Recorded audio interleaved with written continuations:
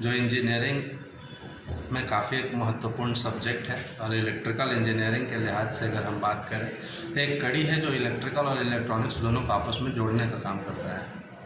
Power electronics नाम से ही काफ़ी क्लियर है। पावर जो होता है वो इलेक्ट्रिकल इंजीनियरिंग के मामले को डील करता है और इलेक्ट्रॉनिक्स जो है वो सेमीकंडक्टर डिवाइसेस को डील करता है। एक बड़ा चैलेंज था एक ज़माने में कि जब इलेक्ट्रॉनिक्स जैसे ही हमारे मन में बात आती है तो हम लोग ऐसा समझते हैं कि छोटा मोटा अराउंड 10 वोल्ट 20 वोल्ट इसके आसपास के रेंज में ये काम करता होगा। लेकिन जिस समय से ये पावर इलेक्ट्रॉनिक्स इक्विपमेंट्स मार्केट में आए हैं, जिससे इसका आविष्कार हुआ है, ये कॉन्सेप्ट पूरी तरीके से बदल गया है।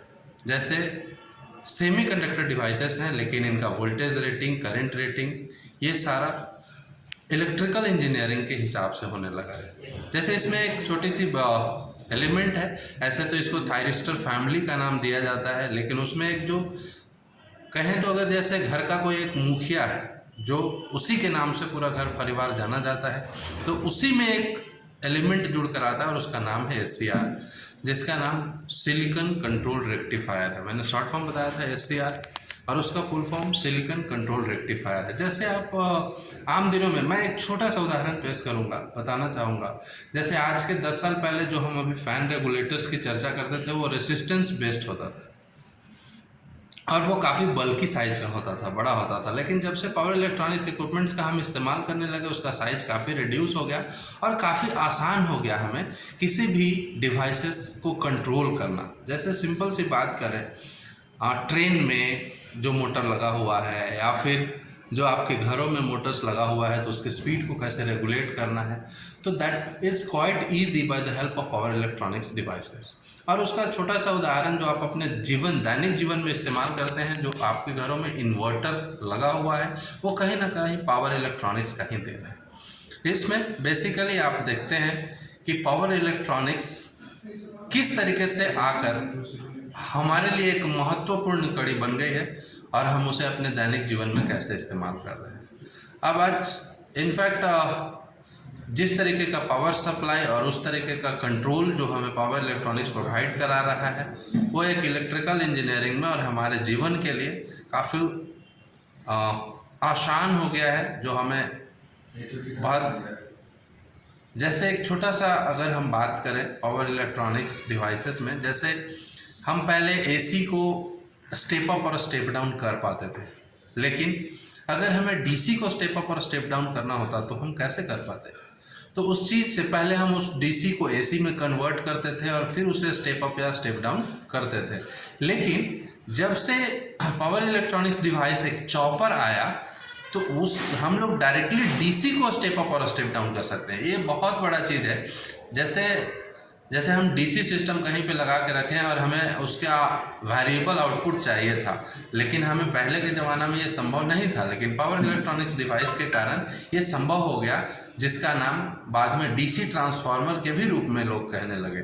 जैसे AC ट्रांसफार्मर AC के लिए बेसिकली होता है, उसी तरीके से पावर इलेक्ट्रॉनिक्स डिवाइस में एक चॉपर का नाम है जो DC को स्टेप अप और स्टेप डाउन कर सकता है।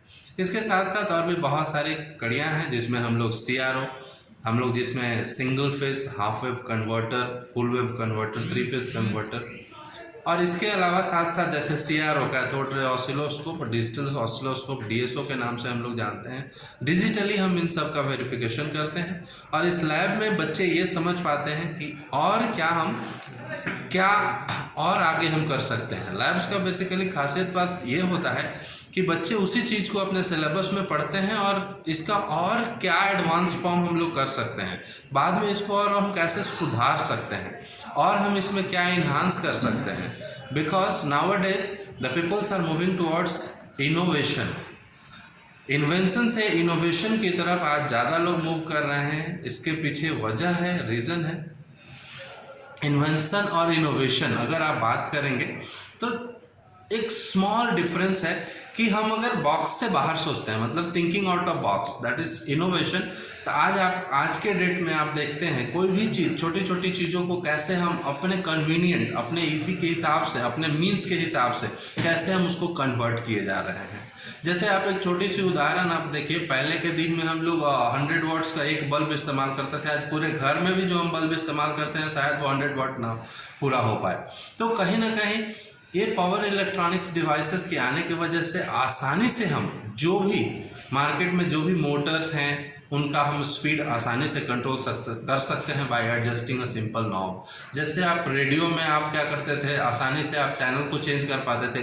मुझे लगता है कि उतना ही आसानी से due to the help of power electronics device हम लोग उसके स्पीड को कंट्रोल कर सकते हैं। Thank you so much.